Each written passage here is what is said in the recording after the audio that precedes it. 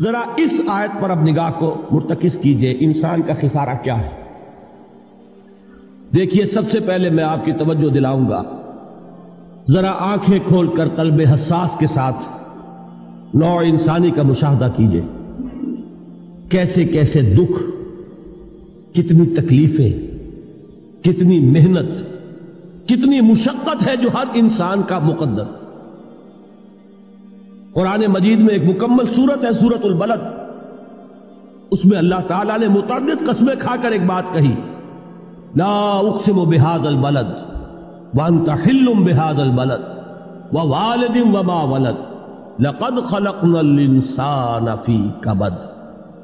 ہم نے انسان کو مشقت ہی میں پیدا کیا، یہ مشقت ہر انسان کا مقدر ہے۔ لوگ گھروں کو چھوڑ کر آئے ہوئے ہیں، کہاں کہاں انسان جاتا ہے، یہ اس دنیا میں محنت اور مشقت۔ ہاں، ایک مغالطہ ہو جاتا ہے کہ شاید یہ محلوں میں رہنے والے جو ہیں انہیں کوئی مشقت نہیں، انہیں کوئی دکھ نہیں، حالانکہ حقیقت یہ نہیں ہے۔ جو جتنا امیر ہے آپ دیکھیں گے اس کی جسمانی مشقت کم ہے، ذہنی کوفت زیادہ ہے۔ ٹرینکولائزرز کی انہیں ضرورت پڑتی ہے، انہیں سیڈیٹیوز چاہیے، خواب آور دوائیں مزدور کو نہیں کبھی ضرورت پڑے گی۔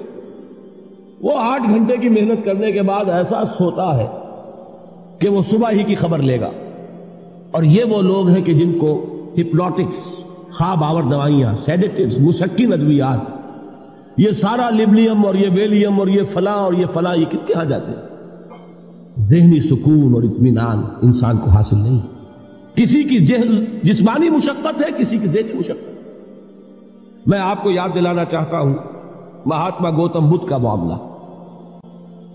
30 برس کی عمر میں کپل وستو کا شہزادہ محل کو چھوڑ کر نکل گیا، جوان بیوی کو سوتا ہوا چھوڑ کر گیا، شیر خوار بچے کو چھوڑ کر گیا۔ راجدھانی میں رہنے والا محل کا باسی، جسے یہ معلوم ہے کہ باپ کے بعد مجھے یہ سلطنت ملنے والی ہے، کیوں گیا؟ کبھی کبھی آپ نے سوچا؟ اس نے انسان کے غم اور دکھ کا مشاہدہ کیا۔ اس نے دیکھا کوئی اندھا ہے، ٹھوکر کھا کر گر رہا ہے، کوئی والدین کھڑے ہوئے رو رہے ہیں اور ان کی نگاہوں کے سامنے ان کا نہایت محبوب بچہ دم توڑ رہا ہے اور وہ کچھ نہیں کر سکتا۔ اس نے سوچا یہ صدمہ کیوں ہے انسان کا، یہ دکھ اس کا مقدر کیوں ہے؟ اس صدمے سے، اس دکھ سے نجات پانے کی بھی کوئی شکل ہے کہ نہیں؟ انسانوں کی ایک عظیم اکثریت، شاہ ولی اللہ دہلوی رحمت اللہ علیہ کے الفاظ ہیں کہ وہ لدو اونٹ اور کولو کا بیل بن کر زندگی بسر کرتی ہے۔ جو 8 گھنٹے تک اینٹیں ڈھو رہا ہو، اس شخص کا تصور کیجیے آپ، وہ واقعی انسان ہے یا حیوان بن گیا ہے؟ اور 8 گھنٹے کی اس محنت کے بعد بھی ہو سکتا ہے کہ 2 وقت کی روٹی اسے پوری نہ ملے۔ اور یہ تو ہو سکتا ہے، نہیں ہوتا ہے، کہ اگر بچہ بیمار پڑ گیا ہے تو شاید کوئی برتن بیچے بغیر اس کی دوا کا سامان نہ کر سکے۔ ایسا شخص کتنے بوجھوں تلا دبا ہوا ہے، کتنی مشقت کے اندر پسا ہوا ہے۔ لدو اونٹ اور کولو کا بیل، انسانوں کی عظیم اکثریت اس سطح پر زندگی بسر کرتی ہے۔ لیکن آپ کو معلوم ہے کہ کولو کے بیل کے لیے مشقت ہی مشقت ہے، اس کے احساسات یہ نہیں ہیں جو کہ ان سے انسان کو جو صدمہ پہنچتا ہے۔ ایک بیل کو اس سے کوئی غرض نہیں کہ اس کا کوئی بچہ بھی تھا کہ نہیں تھا، اس کو کوئی بخار ہوا ہے یا کیا ہوا ہے، اس صدمے سے وہ بیل بچا ہوا ہے۔ گھوڑے کو کوئی پتہ نہیں کہ میرا بھی کوئی اولاد میری ہے یا نہیں ہے، اور مجھے اس کا کوئی صدمہ ہے یا دکھ ہے، کوئی پتہ نہیں۔ لیکن انسان کا معاملہ یہ ہے کہ والدین کو جو جو دکھ دیکھنے پڑتے ہیں اپنے بچوں کے لیے، اپنی اولاد کے لیے۔ رات کی نیند ہے حرام ہے اس لیے کہ بچہ بخار میں تپ رہا ہے یا درد سے تڑپ رہا ہے، لہذا نہ ماں سو سکتی ہے نہ باپ سو سکتا۔ میں نے ایک موقع پر دیکھا، لاہور میں کیروسین آئل، اس زمانے میں ابھی سوئی گیس نہیں آئی تھی، اور اکثر و بیشتر جو ہے یہی مٹی کا تیل جو ہے ایندھن کے طور پر استعمال ہوتا تھا، اس کی شارٹیج ہو گئی تھی۔ تو کئی فرلانگ لمبی قطاریں لگتی تھی ان دکانوں کے باہر، ڈپو کے باہر، اور ایسے منظر بھی کہ ایک خاتون برقع پوش، ایک گود میں بچے کو لیے ہوئے، ایک کی انگلی پکڑے ہوئے، بوتل ہاتھ میں لیے ہوئے تیل کے لیے، اور کئی گھنٹے کھڑی ہے دکان۔ یہ مشقت انسان جھیلتا ہے کہ نہیں؟ غالب نے اس کا نقشہ کھینچا ہے کہ رنج سے خوگر ہوا انسان تو مٹ جاتا ہے رنج. مشکلیں اتنی پڑی مجھ پر کہ آسا ہو. ہم بھول جاتے ہیں، ورنہ واقعہ یہ کہ قلب حساس ہو اگر اور قید حیات و بند غم اصل میں دونوں ایک ہیں. موت سے پہلے آدمی غم سے نجات پائے کیوں؟ اچھا یہ تو ہوا لقد خلقنا الانسان فی کبد. حیوانات کا معاملہ ایک اور اعتبار سے آسان ہے. ان سے کوئی محاسبہ بھی ہے کیا؟ کوئی جواب دہی بھی ہے؟ کوئی ان کو اللہ کے حضور میں کھڑے ہو کر اپنے اعمال کا حساب بھی دینا؟ نہیں. انسان کی یہ ٹریجڈی ہے، یہ المیہ ہے انسان. اس کو بھی قرآن مجید کی ایک سورت میں قسمیں کھا کر اذا السماء انشقت، اس کے بعد کیا فرمایا؟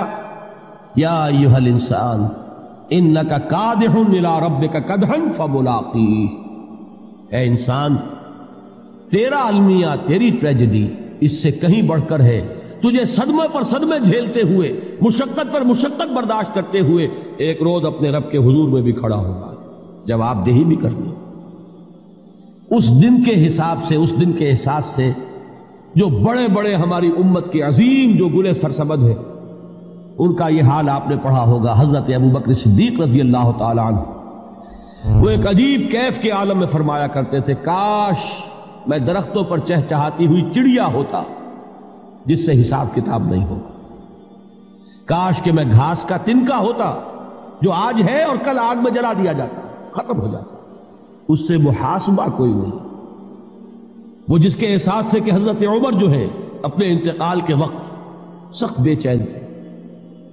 ان کے بیٹے حضرت عبداللہ ابن عمر رضی اللہ تعالی عنہما نے ان کا سر جو ہے وہ اپنے زانوں پر رکھ لیا تو کہا نیچے ڈال دو. ایک عجیب بے کلی اور بے چینی. انہوں نے کہا ابا جان آپ کیوں پریشان ہیں؟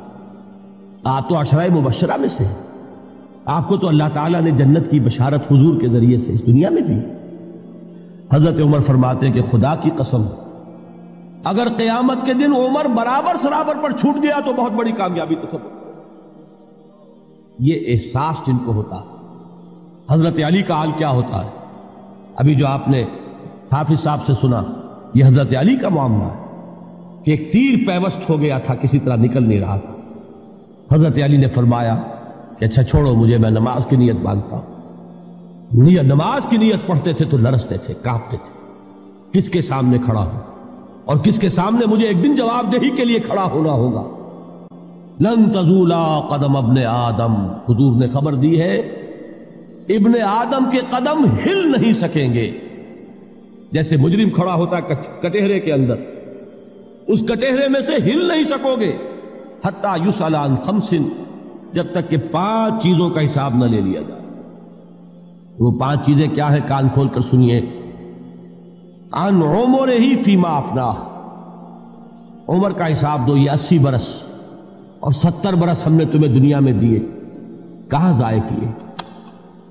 وعن شبابہ فیما ابلاہ، اور خاص طور پر جوانی کا دور، امنگوں کے دن، ولولے ہوتے ہیں، قوت ہوتی ہے، توانائی ہوتی ہے، آدمی چلتے ہوئے زمین پر پاؤں مارتا ہے، قوت جو ہے وہ اپنا اظہار چاہتی ہے. یہ جوانی کہاں گلائی؟ حساب دو، ایک ایک لمحے کا حساب دو.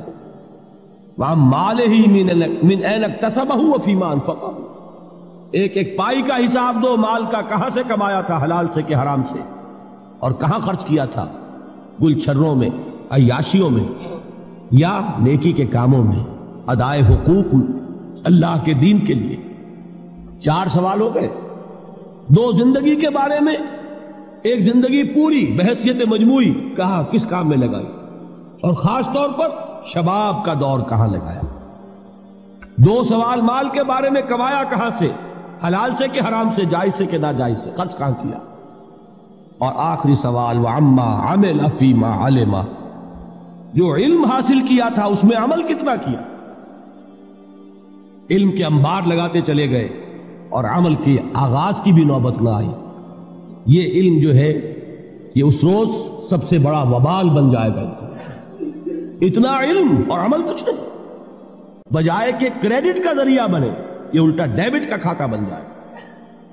یہ جواب دہی کا احساس ہے کہ جس کی وجہ سے انسان کی ٹریجڈی جو ہے وہ دوہری ہے. کوئی حیوان اتنے بوجھ تلے نہیں.